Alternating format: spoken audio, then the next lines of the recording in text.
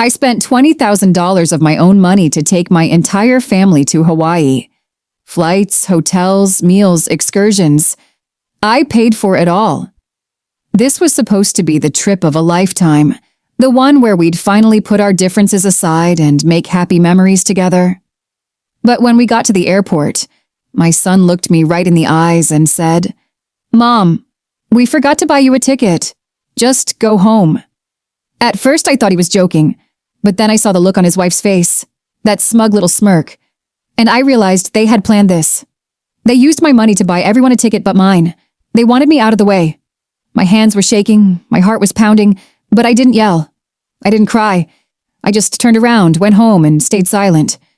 And then, the very next morning, I woke up to 56 missed calls and a phone full of desperate messages from my son, his wife, and the rest of the family.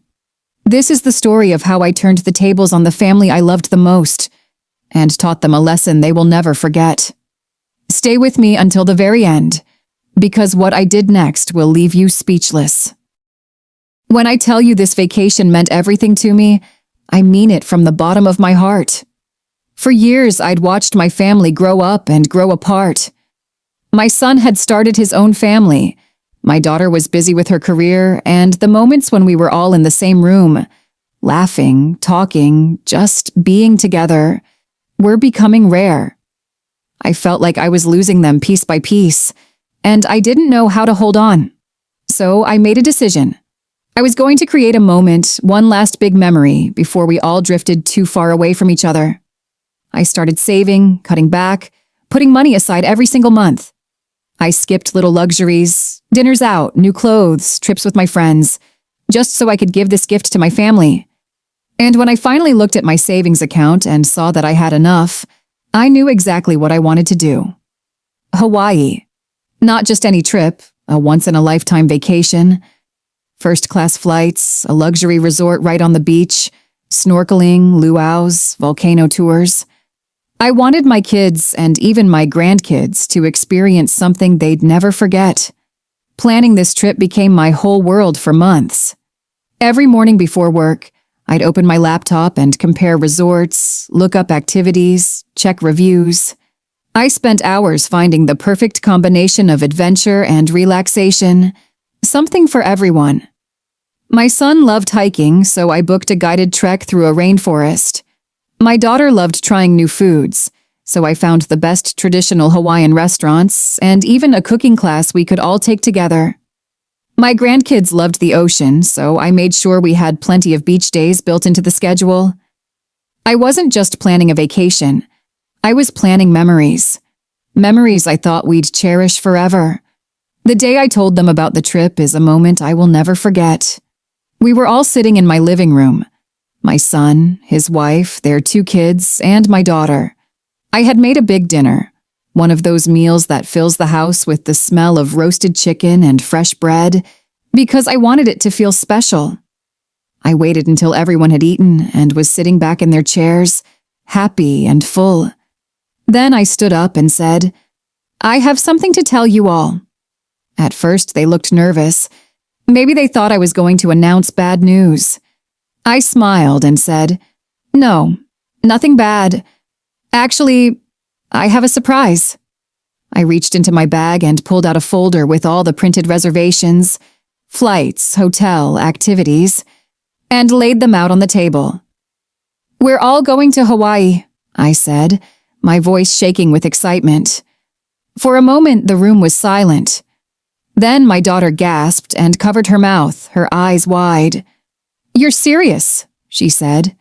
"Completely serious," I told her. "I've booked everything. 10 days in paradise, just us. No work, no distractions, just family." My grandkids squealed and started asking a million questions all at once. "Can we go snorkeling? Can we see dolphins? Will we go to the beach every day?" Even my son smiled, a rare, genuine smile, and said, "Wow, Mom, that's incredible." His wife, though, stayed quiet. She smiled politely, but there was something in her eyes I couldn't quite read. I brushed it off. I wanted to believe everyone was as excited as I was. That night, after they left, I sat alone in the quiet living room and just let myself feel proud. Proud that I had made this happen. Proud that, for once, I could give something to my family that would truly bring us all together. I knew $20,000 was a lot of money. I knew some people would call me crazy for spending that much on a vacation. But to me, it wasn't about the money. It was about what the money could buy. Time. Time with my kids. Time with my grandkids while they were still little enough to want to build sandcastles and hold my hand. Time that I knew I could never get back once it was gone. I imagined the look on my grandkids' faces when they saw the ocean for the first time. I imagined my daughter relaxing on the beach, finally taking a break from her stressful job. I imagined my son laughing, really laughing, the way he used to when he was a boy. Every night I went to bed smiling, thinking about the trip. I printed out a countdown calendar and hung it on my fridge. Every morning I'd cross off another day, getting closer and closer to the dream becoming a reality. In the weeks leading up to the trip, I sent everyone a group text with little updates, packing lists, tips, fun facts about Hawaii. I wanted them to feel as excited as I did. I even ordered matching Hawaiian shirts for the first day, just for fun. And in those moments, I truly believed we were going to have the best time of our lives. I believed this trip would remind us all that no matter how busy life got, we were still a family, and we still loved each other.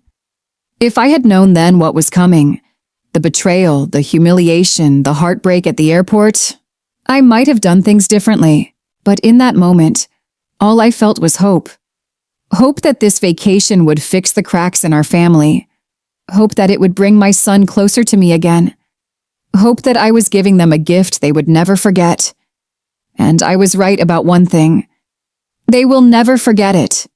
Just not for the reasons I had imagined. The morning of the trip finally arrived, and I woke up before my alarm even went off. I had barely slept the night before, not from stress, but from excitement. This was it, the day we had all been waiting for.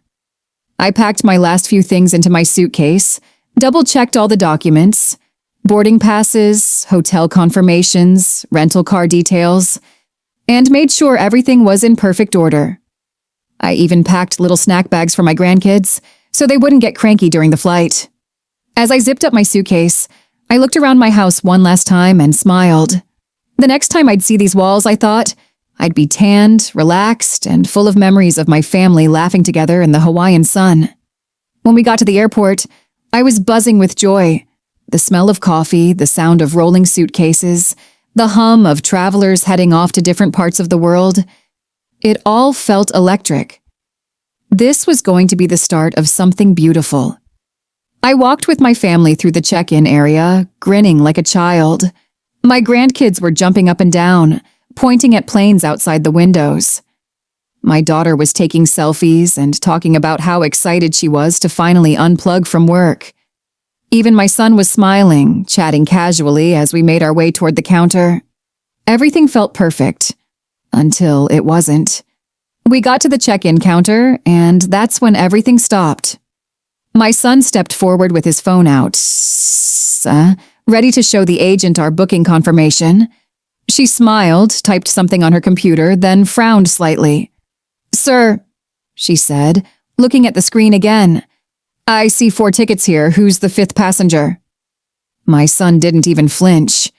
He just turned to me, his face calm, almost too calm, and said the words I will never forget for as long as I live. "Mom, we forgot to buy you a ticket. Just go home." At first, I thought it had to be a mistake, a glitch, a mix-up. I laughed nervously and said, "What do you mean? I booked the trip, I paid for the trip." But he just shrugged and said, "Yeah, but we didn't think you'd really come with us. We assumed you'd stay home. We already checked in everyone else. You'll just have to sit this one out." His tone was so casual. No apology, no embarrassment. Just cold, matter-of-fact dismissal. My daughter looked shocked, whispering, "Wait, what?" But when I turned to my daughter-in-law, I caught it. That tiny little smirk on her face just for a second before she looked down at her phone. And in that moment, everything clicked. The way she had been strangely quiet when I announced the trip. The way my son had hesitated before smiling that night. The subtle eye rolls when I sent packing tips in the group chat. This wasn't an accident. This was planned. I felt my heart sink into my stomach. My hands started shaking. The noise of the airport, the beeping carts, the announcements over the loudspeakers, the chatter of other passengers, suddenly felt like it was happening far away, muffled like I was underwater. I looked at my son, desperately searching his face for some sign that this wasn't real, that he'd laugh and say, "Mom, relax, we're just messing with you." But he didn't. He just stood there, arms crossed, waiting for me to turn around and leave like some unwanted guest. I wanted to scream. I wanted to cry. I wanted to grab him by the shoulders and shake him until he remembered all the nights I stayed awake when he was sick, all the sacrifices I made to raise him, all the love I poured into him his entire life. But I didn't. I stood there, my heart breaking into 1,000 pieces. And I stayed calm. "All right," I said quietly, my voice barely steady. "If that's what you want." I turned around, grabbed my suitcase, and walked away. Each step felt heavier than the last. I could feel the tears burning in my eyes, but I refused to let them fall. Not there, not in front of them, not in front of strangers. As I walked out of the airport, I saw my reflection in the glass doors. I didn't even recognize the woman staring back at me. She looked smaller somehow, older, more fragile. By the time I reached the parking lot, the tears finally came. Silent at first, then harder, until I had to stop and catch my breath. My chest hurt, not just from crying, but from the weight of betrayal sitting on it like a boulder. I sat in my car for a long time, gripping the steering wheel, trying to process what had just happened. They had used me, used my money, my kindness, my hope, and then left me behind like I was nothing. But as the minutes passed, something inside me shifted. The tears dried, and in their place came something else, something cold, steady, and sharp. Resolve. If they thought they could humiliate me, abandon me, and still enjoy the trip I had given them, they had another thing coming. I took a deep breath, started the car, and drove home in silence. The entire way, my mind was already working, already planning, because if my family wanted to play games, I was about to show them that I could play too, and I could play better. When I got home from the airport, I didn't turn on the lights. I didn't kick off my shoes. I didn't even put my suitcase away. I just stood there in the dark living room, staring at the photos on the wall, pictures of birthdays, Christmas mornings, my kids blowing out candles as little ones. I looked at their smiling faces and wondered how we had gotten here. At first, all I felt was sadness, a deep, aching sadness that made my chest hurt. I had spent months planning this trip, months dreaming of this moment where we would all be together, where we'd remember what it meant to be a family. And instead, I had been left standing in an airport, holding my suitcase like some kind of fool. I sat down on the couch, my body heavy with exhaustion, but my mind wide awake. I thought about my son's face, the way he had said, "Just go home," like I was an inconvenience, like I didn't belong. And then I thought about that little smirk on my daughter-in-law's face, the one that told me this wasn't a mistake, this was deliberate. And that sadness slowly started to turn into something else. Anger. Not the kind of anger where you scream and slam doors. This was quieter, colder, sharper. The kind of anger that sits in your chest like ice. I picked up my phone and saw the family group chat blowing up with messages. "Mom, where are you? Are you still at the airport? You need to hurry, we're boarding soon." As if I had somehow misunderstood what had happened. As if they hadn't just looked me in the eyes and told me to go home. I didn't reply. I didn't call back. I didn't owe them an explanation. Not tonight. Instead, I put my phone face down on the table, went into the kitchen, poured myself a glass of wine, and sat in silence. And that's when my thoughts started to shift. Because while they were boarding that plane thinking they had won, I realized something they probably hadn't considered. Every single part of this trip was in my name. The hotel reservation? Booked with my credit card, the rental car, my name on the paperwork. The excursions, the snorkeling, the rainforest hike, the luau, all prepaid by me. And suddenly, I felt that icy anger start to melt into something else. Resolve. They thought they could use me, take my money and then discard me. But they had no idea that by doing that, they had just handed me all the power. I opened my laptop, pulled up my email, and stared at the confirmation numbers sitting there like loaded weapons. I didn't do anything yet, not that night, but I bookmarked everything. I was going to think this through, because I didn't want to act out of blind rage. I wanted to be precise. If I was going to teach them a lesson, it was going to be one they would never forget. As the night wore on, my phone kept buzzing. Calls, texts, notifications, until finally, I turned it off completely. I went to bed early, though I didn't sleep much. I lay awake in the dark, replaying every moment at the airport, every word my son had said, every smirk, every glance. And the more I thought about it, the clearer my plan became. By the time the first light of morning crept in through the blinds, I wasn't crying anymore. I wasn't sad. I wasn't broken. I was ready. Ready to remind them who had paid for this trip. Ready to remind them that family loyalty is a two-way street. Ready to take back control.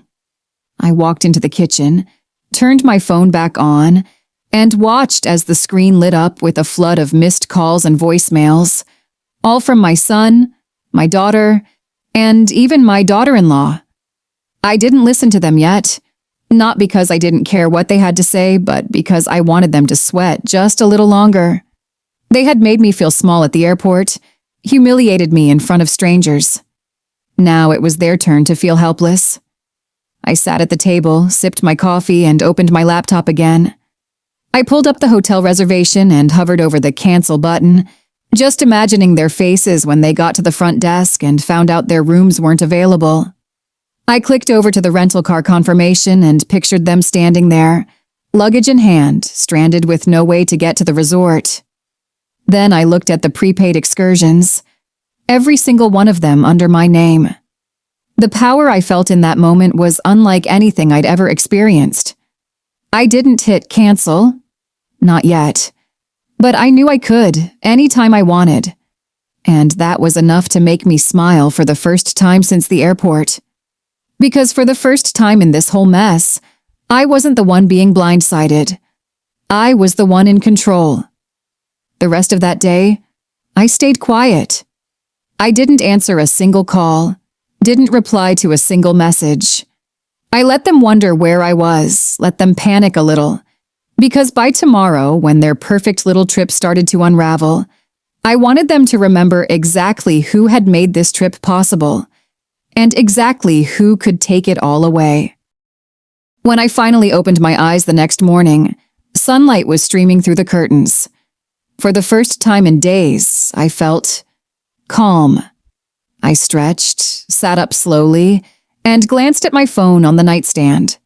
The screen was lit up like a Christmas tree, dozens of notifications, text bubbles, voicemail alerts. I unlocked the phone and my jaw almost dropped. 56 missed calls.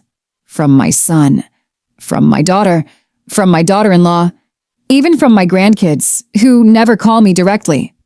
The group chat was a wall of frantic messages. Mom, please call us back. Where are you? This is serious. We need you to answer right now. This is a disaster. We can't check into the hotel. I scrolled through message after message, and with every one, my heart beat just a little bit slower. Not from fear, but from a strange, calm satisfaction. Because this was exactly what I had been waiting for. I brewed myself a fresh cup of coffee, sat at the kitchen table, and finally started listening to the voicemails. The first one was from my son. His voice clipped and annoyed. "Mom, the hotel says the reservation isn't valid without you here. We're stuck in the lobby with all our luggage. Call me back." The second one came a little later. This time, his voice was less annoyed and more panicked. "Mom, they won't let us into the room. They say the credit card on file declined. I thought you said everything was paid for." I smiled to myself. Oh, everything was paid for. Until last night.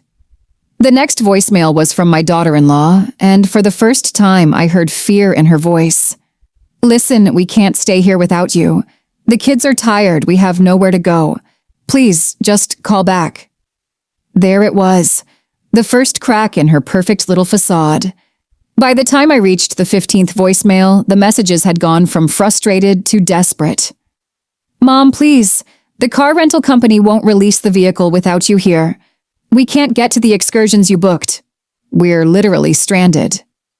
I could almost picture them, standing there in the sweltering Hawaiian sun, kids crying, luggage piled up, no way to get to their so-called dream vacation. And for the first time since that awful moment at the airport, I felt my heart rate slow. Not out of anger this time. Out of control. For hours I didn't respond. I let the phone buzz and ring while I watered my plants, cleaned the kitchen, even put on some music and danced around my living room. Because for the first time the power had shifted. They were the ones pacing, sweating, begging, and I was the one deciding if and when I'd answer. By early afternoon, the messages had turned downright pitiful. "Mom, we're sorry. Please, just pick up. The kids are hungry. They're crying. We don't know what to do." And that was when I knew they finally got it. They understood that they had made a huge mistake, not just in leaving me behind, but in underestimating me. Because I wasn't just their mother. I was the person who had made this entire trip possible. I was the one who had put my name on every booking, paid every dime, coordinated every detail. And now, I was the one who could take it all away. I finally sat down, took a deep breath, and pressed call. The phone barely rang once before my son answered, his voice frantic. "Mom, thank God! Where have you been? We've been trying to reach you all night." I stayed calm, my tone steady. "I know," I said simply. "I saw the calls." There was a pause on the other end, and then he launched into a desperate explanation. "Mom, we can't check into the hotel without you here. The front desk says you have to be present, and the credit card on file, they say it's been canceled. Did you cancel it?" I didn't answer that question. Instead, I said very quietly, "How's your vacation going?" Silence. "Mom," he started, but I cut him off. "You know," I said, "I spent months planning this trip. Months saving every penny I could so you could all have the experience of a lifetime. And yesterday, you looked me in the eyes and told me to go home. Like I was some burden. Like I didn't deserve to be there." "Mom, No," I said firmly. "You don't get to talk right now. You get to listen." I let that hang in the air for a long moment before continuing. "You left me standing in that airport humiliated. You took my money, my generosity, my love, and you used it to have a vacation without me. So, yes, I canceled the card. Yes, I froze the reservations. And yes, I let you spend a night wondering how you were going to explain to your kids why they didn't have a place to sleep." I could hear him breathing hard on the other end of the line. "Mom, we're sorry. We shouldn't have done that." And finally, I felt it. The smallest bit of relief. Because they got it. They finally understood. I didn't forgive them yet, not fully. But I knew they would never forget this day. Not the hotel lobby where they had to sit for hours. Not the missed excursions. Not the look on their kids' faces when they realized the vacation wasn't going as planned. And certainly not the moment they heard my voice, calm and steady, reminding them exactly who held the keys to their happiness. I stayed silent on the phone for a long time after my son's rushed apology. It was amazing how quiet the world felt in that moment. For the first time since this whole nightmare started, I wasn't the one scrambling to explain myself. I wasn't the one standing there humiliated. They were. And I was going to make sure they remembered that feeling for the rest of their lives. I took a deep breath and said, "You want to know what I did? Fine, I'll tell you." I laid it out for them, step by step like I was reciting a recipe. Last night after I came home, I canceled the credit card I used for your hotel. I called the resort and told them the card had been stolen. They had to hold the room until the owner confirmed payment. That's why you're stuck in the lobby. I heard my daughter-in-law gasp in the background, whispering something I couldn't quite make out. I also called the rental car company, I continued calmly, and told them I wouldn't be arriving to pick up the car after all. That reservation is void. And the excursions, the snorkeling, the luau, the hike, all canceled. The silence on the other end was deafening. Then my son spoke, his voice breaking a little. "Mom, you didn't have to do all that." "Yes," I said firmly. "I did. Because you needed to understand that you don't get to use me. You don't get to take my money, take my kindness, take my effort, and then throw me away when I'm no longer convenient for you." I could hear my grandkids in the background asking what was going on, and for a moment, I softened, because none of this was their fault. But then I remembered standing in that airport, suitcase in hand, being told to go home like some stranger, and my resolve hardened again.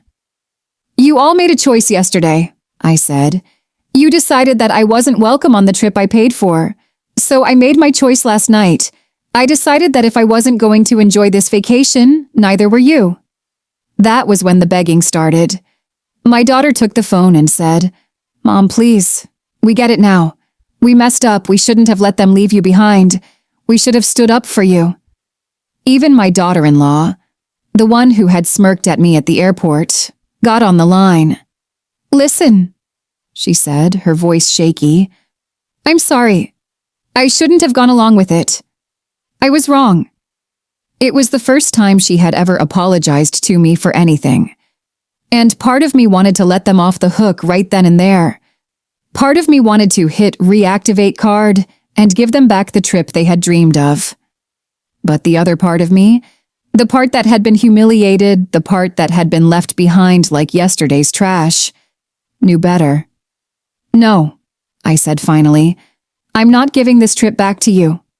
Not yet." There was a stunned pause on the other end. "This is a lesson," I said, my voice steady and calm. "A lesson about respect, about gratitude, about remembering that the people who love you are not disposable.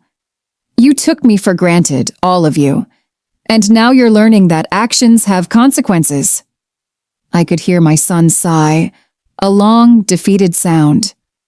"What do we do then?" he asked quietly. "You go home," I said simply. "You explain to your kids why they didn't get to stay in Hawaii. You explain to them why Grandma didn't come with you, why you thought she didn't deserve to be there. And then you think about how you're going to make this right." They didn't argue. They didn't yell. They just said, "Okay." And for the first time, I heard real sincerity in their voices. When I hung up the phone, I sat there for a long time, letting the quiet fill the room. It wasn't about revenge anymore. Not entirely. It was about balance. For so long, I had been the one who gave and gave and gave, and never asked for anything back. And this time, I had finally asked for something. Respect. And I had gotten it. They flew home that same day. When they walked through my front door later that week, they didn't come in with excuses or justifications. They came in with tears in their eyes. My son hugged me first, so tightly that I almost couldn't breathe, and said, "I'm sorry, Mom. We were wrong. We'll never do something like that again." My daughter-in-law apologized again, too, this time without me having to prompt her. And then my grandkids came running to me, throwing their arms around my waist, telling me they missed me, and in that moment, all the anger finally melted away. I forgave them, but not because they deserved it. I forgave them because I needed to, because holding on to that anger would have only kept the wound open. But I also made them promise something before I let it go. Never again, I said. Never again will you make me feel like I don't belong in this family. Never again will you treat me like I'm disposable. Family means showing up for each other. And I showed up for you. It's time you start showing up for me. They all nodded, and for the first time in a long time, I believed them. That night, after everyone went home, I sat in my living room and thought about everything that had happened. The heartbreak, the betrayal, the tears in the airport, and the moment my son finally said, "I'm sorry." I realized something important. Sometimes the sweetest justice isn't ruining someone's life. It's giving them the chance to change. Because that's what this had been all along. A chance for them to see me not just as the mother who would always clean up their messes, but as a person with feelings, boundaries, and worth. I smiled to myself as I turned out the lights, because in the end, I didn't just teach them a lesson. I reminded myself of something too. That I am stronger than they think. And I will never let anyone, not even my own family, make me feel small again. When I look back on everything that happened, I don't feel anger anymore. I feel clarity. I gave them a memory they will never forget. Just not the one they expected. They thought they were going on the vacation of a lifetime. Instead, they got a lesson they'll carry for the rest of their lives. Because in the end, this was never about Hawaii. It was about respect, about love, about reminding them that the person who sacrifices, who plans, who gives everything she has for her family, deserves to be seen and valued. And I think they finally understand that now. They will remember the night they sat in a hotel lobby with no room to check into. They will remember the panic of not knowing what to do. And they will remember the sound of my calm voice reminding them that family is a privilege, not a guarantee. Family should never take a mother for granted. What do you think? Would you have done the same thing in my shoes, Onaos, or gone even further? Tell me in the comments. I read every single one.